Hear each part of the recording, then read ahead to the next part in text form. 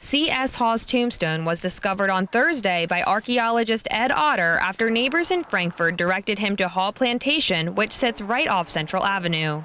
We did a cemetery delineation on a different portion of this tract 2 years ago.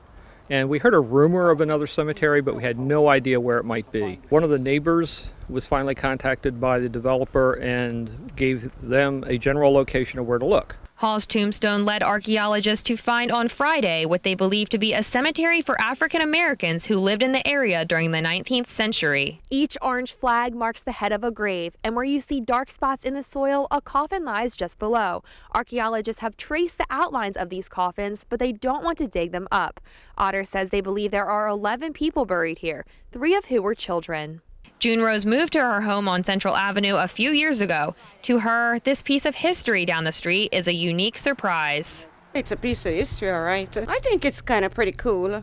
There's a cemetery right down the street there. And for Otter, this is a unique find.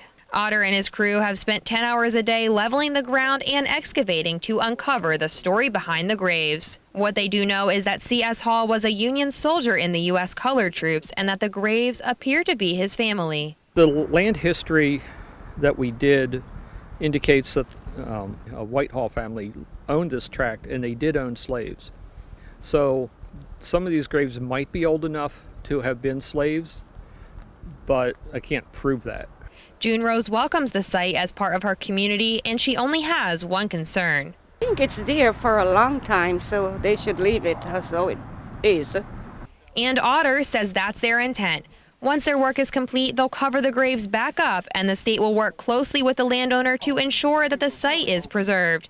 In Frankford, I'm Mallory Metzner for WRDE, Delmarva Zone, NBC Station.